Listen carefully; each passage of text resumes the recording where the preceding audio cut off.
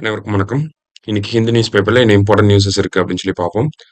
So ஆக்சியாம் 4 மிஷனோட astronauts வந்து நேத்து வந்து பார்த்தீங்கன்னா இன்டர்நேஷனல் ஸ்பேஸ் ஸ்டேஷன்லேருந்து எர்த்துக்கு ரிட்டர்ன் ஆகிறதுக்கான அந்த பயணத்தை தொடங்கி இருப்பாங்க. ஸோ சக்ஸஸ்ஃபுல்லாக எந்த ஒரு பாதிப்புமே இல்லாமல் அவங்க திரும்பியும் எர்த்துக்கு வந்துட்டாங்க. சரியா? ஸோ இந்த ப்ராசஸ் எப்படி நடக்கும் அப்படின்னு சொல்லி பார்த்தீங்கன்னா, இப்போ இதுதான் இன்டர்நேஷனல் ஸ்பேஸ் ஸ்டேஷன்னா அதில் இவங்களோட அந்த space craft dragon space craft இந்த மாதிரி இருக்கும்.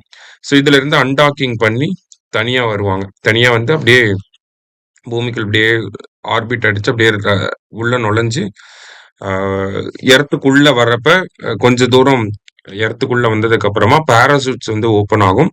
ஓப்பன் ஆகி அப்படியே கொஞ்சம் கொஞ்சமா ஸ்பீடு கம்மி பண்ணி கடல்ல வந்து விழுவாங்க. அங்கிருந்து நேவி வந்து ரெஸ்கியூ பண்ணி அவங்கள கூட்டிட்டு போயிடுவாங்க. ஸோ அந்த மாதிரி எங்க வந்து விழுந்திருப்பாங்க அப்படின்னு சொல்லி பார்த்தீங்கன்னா, ஸ்பிளாஷ் டவுன் அப்படின்னு சொல்லுவாங்க. இந்த ப்ரொசீஜர் பேர் வந்து ஸ்பிளாஷ் டவுன் அப்படின்னு சொல்லுவாங்க. எங்க வந்து ஸ்பிளாஷ் டவுன் ஆயிருப்பாங்க அப்படின்னா, சாண்டியாகோ அப்படிங்கிற யூஎஸ் பிளேஸ் கிட்ட யூஎஸ்ல இருக்கக்கூடிய ஒரு இடத்துல வந்து விழுந்திருப்பாங்க. ஓகேவா? எந்த ஓஷன் அப்படின்னு சொல்லி இதைதான் கேட்பாங்க. பசிபிக் ஓஷன்ல வந்து விழுந்திருப்பாங்க. Pacific ocean near San Diego coast அப்படின்னு சொல்லி சொல்லுவாங்க. சரியா? ஸோ அந்த இடத்துல வந்து விழுந்திருப்பாங்க. ஸோ அடுத்தது பார்த்தீங்கன்னா இவங்களை வந்து ரீஹாபிலிட்டேஷன் கூட்டிட்டு போவாங்க. ஏன்னா இவ்வளவு நாள் மைக்ரோ கிராவிட்டில இருந்திருப்பாங்க. இப்போ கிராவிட்டி எர்த்தோட கிராவிட்டிக்குள்ள வந்ததுக்கு அப்புறமா கொஞ்சம் அடாப்ட் ஆகிறதுக்கு டைம் தேவைப்படும். ஸோ அதுக்காக என்ன பண்ணுவாங்க அப்படின்னா கொஞ்ச நாள் அப்சர்வேஷன்ல வச்சிருப்பாங்க. சரியா? அதான் இங்க கொடுத்துருக்காங்க. அடுத்தது நம்ம நேத்தே பார்த்திருந்தோம். தமிழக முதலமைச்சர் உங்களுடன் ஸ்டாலின் அப்படிங்கிற திட்டத்தை தொடங்கி வைக்க போறார் அப்படிங்கிறத.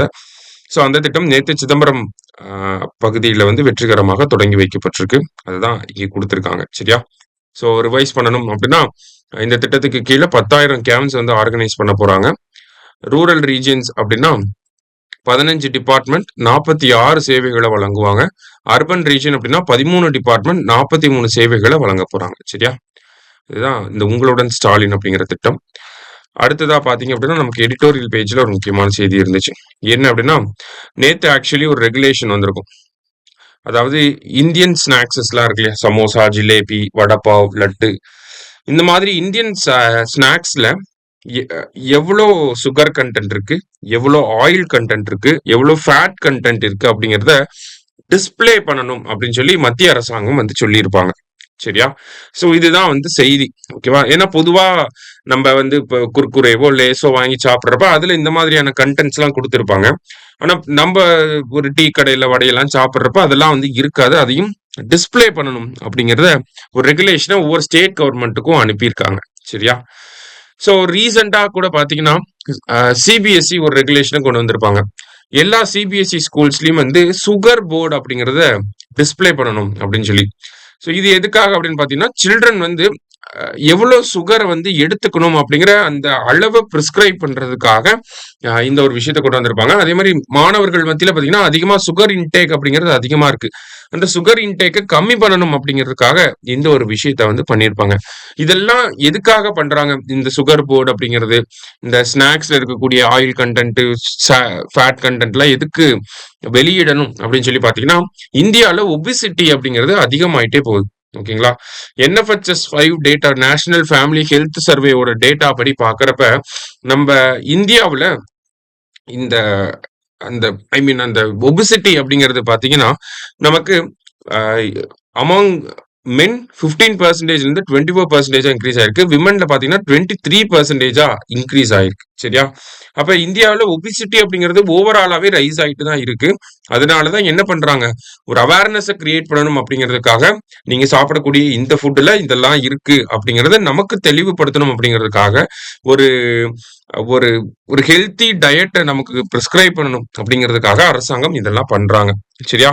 இன்னும் வேற என்னெல்லாம் பண்ணலாம் அப்படின்னு சொல்லி ஒரு சில சஜஷன்ஸையும் கொடுத்திருந்தாங்க. அதுல 2 முக்கியமான விஷயம் இருக்கு. ஓகேயா? ஒன்னு ஃப்ரண்ட் ஆஃப் பேக்கேஜ் லேபிளிங் அப்படின்னு சொல்லி சொல்லுவாங்க. இப்போ சிகரெட் நம்ம வாங்குறப்ப இந்த சிகரெட் அட்டையிலேயே முன்னாடி பாத்தீங்கன்னா ஒரு மாதிரி படம் கொடுத்து ஸ்மோக்கிங் காசஸ் கேன்சர் அந்த மாதிரிலாம் ஸ்மோக்கிங் கில்ஸ் அந்த மாதிரிலாம் வந்து கொடுத்துருவாங்க. ஸோ அந்த சிகரெட் டப்பாவில் பார்த்தாலே நமக்கு தெரியும். ஓகேவா? ஸோ அது எதுக்காக அப்படி கொடுக்குறாங்க அப்படின்னா அது வந்து மக்களுக்கு ஒரு வார்னிங்கை ஏற்படுத்தி அந்த பழக்கத்தை விடணும் அப்படிங்கிறதுக்காக தான் இந்த மாதிரியான ஒரு ஃப்ரண்ட் ஆஃப் பேக்கேஜ் லேபிளிங் அப்படிங்கிறத பண்றாங்க. சரியா? ஸோ அந்த மாதிரியான ஒரு லேபிளிங்கை ஸ்நாக்ஸ் ப்ராடக்ட்ஸ்லயும் வந்து பண்ணணும். நம்ம குர்குரேவோ லேஸோ இருக்குன்னா ஃப்ரண்ட் ஆஃப் பேக்கேஜ்ல இதை பண்ணணும்.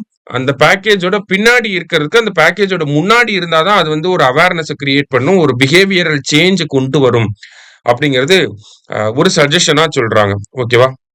அதே மாதிரி HFSS அப்படிங்கிற ஒரு டைப் ஆஃப் விஷயம் இருக்கு. என்னன்னா high in fat, sugar and salt அப்படின்னு சொல்லுவாங்க. இந்த டைப் ஆஃப் ஃபுட் ப்ராடக்ட்ஸ். ஓகேவா? எக்ஸாம்பிளுக்கு ஃப்ரைட் ரைஸ் அந்த மாதிரியான விஷயங்கள், மேகி அதெல்லாம் high in fat, salt and sugar அப்படிங்கிற இந்த டைப் ஆஃப் ஃபுட் இருக்கு இல்லையா? இந்த டைப் ஆஃப் ஃபுட்டுக்கு வந்து அதிகமா டாக்ஸ் வைக்கணும். Taxation for HFSS food should be higher அப்படின்னு சொல்றாங்க. ஏன்னா அதுக்கு டாக்ஸ் அதிகப்படுத்துறப்ப, இப்போ எக்ஸாம்பிளுக்கு கோக் இருக்கு. கோக்கோட டாக்ஸ் வந்து அதிகப்படுத்துறப்ப இப்ப 1/2 லிட்டர் 40 ரூபாங்கிறது 1/2 லிட்டர் 50 ரூபா 55 ரூபாய்க்கு மேல போகும். அப்ப என்ன பண்ணுவாங்க?